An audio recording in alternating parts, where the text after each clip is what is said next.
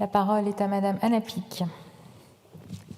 Merci Madame la Présidente. Monsieur le Ministre, je souhaite ici attirer votre attention sur les conséquences de la mise en œuvre de l'impératif de zéro artificialisation nette, appelé ZAN, prévu par la loi Climat et Résilience de 2021 et adopté dans le cadre de la loi de 2023. Je souhaite vous présenter ces conséquences sur le territoire du Cotentin et tout particulièrement dans le canton de Douve-Divette.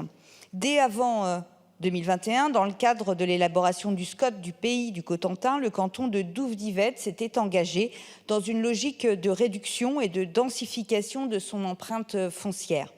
Conscient des enjeux environnementaux et de la nécessaire préservation des sols non artificialisés, les élus ont ainsi fait le choix de la densification, particulièrement en tête de réseau, et donc d'élaborer un SCOT qui avait ainsi établi un périmètre de 39 hectares contre 61 sur la période précédente de 2010-2020, consacré à la construction densifiée de logements dans ce territoire.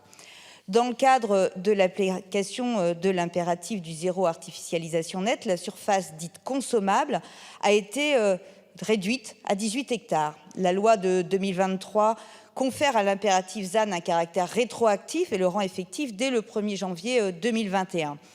Cette rétroactivité plonge aujourd'hui le territoire de Douve-Divette dans une situation quasi impossible, malgré la solidarité remarquée de la ville de Cherbourg-en-Cotentin dans le cadre des négociations de l'agglomération.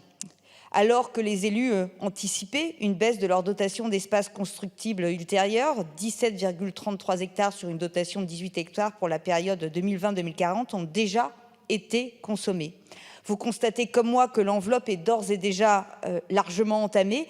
Quels projets peuvent-ils engager sur 20 ans avec 6 700 mètres carrés? Cet impératif pénalise ainsi les territoires qui avaient initié une démarche d'artificialisation raisonnée par le passé. Par ailleurs, de nouveaux développements économiques de la péninsule sont à venir. Monsieur le ministre de l'Économie, des Finances et de la Souveraineté industrielle et numérique a annoncé dernièrement la construction de nouvelles usines dans la Hague. Ceci implique l'arrivée de plusieurs centaines, voire de plusieurs milliers de nouveaux travailleurs dans les sites industriels de la Hague, puisque le taux de chômage du Cotentin s'établit à moins de 5%. Ces nouveaux travailleurs auront besoin de se loger, eux et leurs familles. Comme ailleurs, le besoin de logement est déjà criant dans l'agglomération du Cotentin. Certaines entreprises sont déjà contraintes d'héberger leurs salariés à l'hôtel. Les maires du canton de Douve-Divette ont acheté des terrains dans une perspective de construction de logements. Ils ne pourront pas réaliser ce projet. L'impossibilité de construire un habitat densifié entre en contradiction avec ce besoin et ce à venir et elle met ces communes dans la difficulté. Loin de remettre en cause l'impératif de zéro artificialisation nette prévu par la loi Climat et Résilience de 2021, j'aimerais savoir comment vous comptez répondre à ces injonctions contradictoires faites au territoire, telles que celui de Douve-Divette, et quels aménagements sont envisagés pour que l'objectif global soit atteint sans exercer des pressions intenables et contradictoires sur les collectivités. Je vous remercie. Merci. La parole est à Monsieur le ministre. Madame la députée Pic, la loi dite Climat et Résilience a fixé l'objectif d'atteindre l'absence d'artificialisation nette des sols en 2050. Dans ce cadre, elle fixe un objectif intermédiaire de réduction de moitié de la consommation d'espaces naturels, agricoles et forestiers sur la période 21 et 31. Je pense que vous partagez cet objectif. Aujourd'hui, l'édifice législatif et réglementaire nécessaire à la mise en œuvre de cette trajectoire est stabilisé. L'enjeu premier est maintenant de faire comprendre la réforme pour une mise en œuvre progressive, souple et acceptée par l'ensemble des acteurs du territoire. Cette trajectoire est à décliner sur les territoires et plusieurs outils permettent d'adapter la mise en œuvre des objectifs de sobriété foncière selon les contextes locaux. La souplesse de mise en œuvre de la réforme est permise par la territorialisation de la trajectoire dans les documents de planification et d'urbanisme.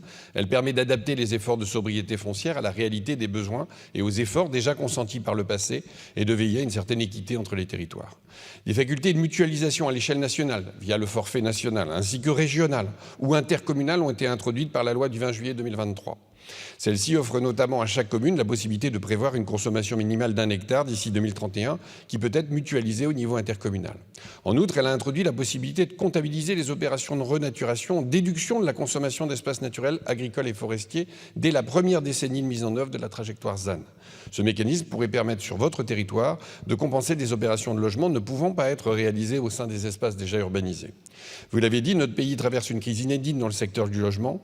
Je tiens cependant à réaffirmer que la construction de logements n'est pas incompatible avec l'objectif de réduction de l'artificialisation des sols, mais implique de repenser l'aménagement du territoire et d'optimiser la densité des formes urbaines pour l'avenir, qu'il s'agisse des zones existantes, offrant des marges d'intensification ou de nouvelles constructions.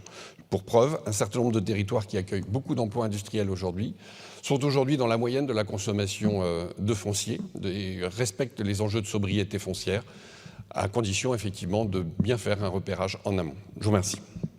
Merci.